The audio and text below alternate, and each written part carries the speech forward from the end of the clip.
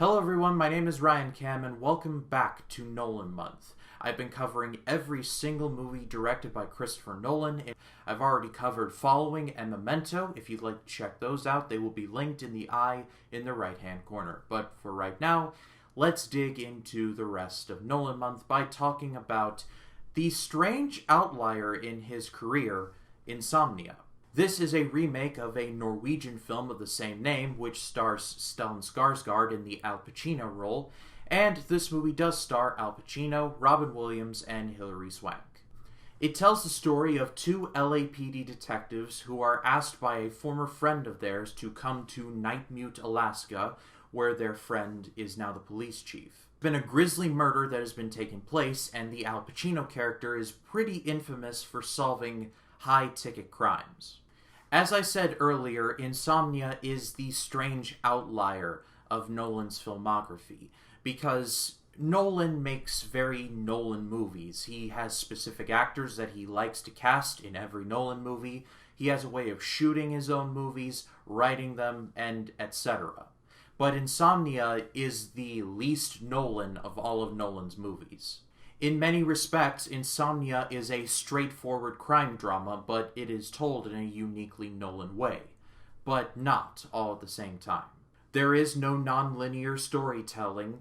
The shots are relatively straightforward, even though it is shot by Wally Pfister, who would go on to shoot the rest of Nolan's films up through Dunkirk.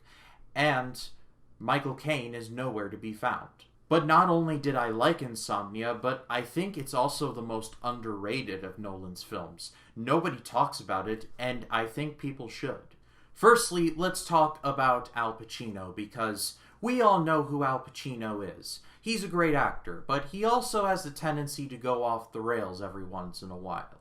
Whether it's in The Devil's Advocate or the scene where he's like, "You're out of order! You're out of order! I find this entire court out of order!" Like, Al Pacino goes full Pacino a lot of times. But not in Insomnia. He actually plays it pretty straight-laced. And he does have his moments where he gets frustrated, but not like where he's like splitting his own wig. Like, he plays it very by the numbers. And I was reminded that once upon a time, he was actually in movies like The Godfather and The Godfather Part 2, and he wasn't just a yelling caricature. But the best part of the movie, by a significant margin, is Robin Williams. This was around a time where Williams was experimenting with the extremes of his acting range. In 1997, he had won an Oscar for Good Will Hunting, one of my all-time favorites.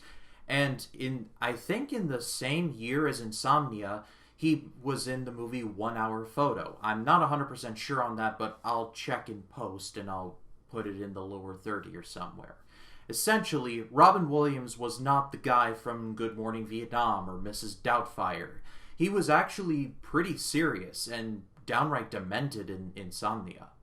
This may be me putting on a bit of a tinfoil hat, but if I can be a conspiracy theorist for a minute, I think that Robin Williams' performance in Insomnia inspired a lot of what happened with Heath Ledger in The Joker in The Dark Knight. There were dialogue beats and mannerisms in Williams' character that were very similar to Heath Ledger as the Joker. Like, minus the face paint, you can kind of understand the similarities. Without giving too much away, something happens in the movie where Al Pacino basically breaks his one rule, which is kind of what happens in The Dark Knight, and Robin Williams exploits that for all it is worth. I would pay good money to have included a scene in Insomnia where Robin Williams is like, "These civilized people, when the chips are down, they will eat you.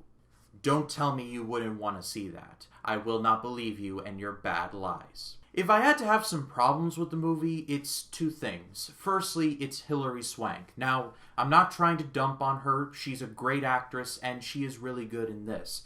However, she almost fades into the background, like she could have been played by anybody. She does much better for herself in movies like $1 Million Baby. And the middle kinda tends to slow down a little bit. I kind of understand why this happens, because we're trying to see that Al Pacino's really suffering from insomnia up here. Alaska is the home of the midnight sun, where the sun never truly sets, so we can't really get a ton of sleep. I understand that.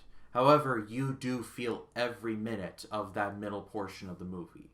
Other than that, though, like I said, Insomnia is criminally underrated, and I think it deserves a bigger spotlight. But that is all from me, guys. Thank you so much, as always, for watching.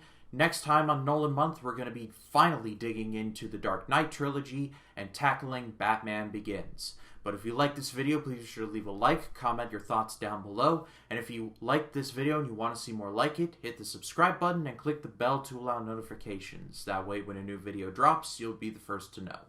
My name is Ryan Cam, and I'll see you in the next one.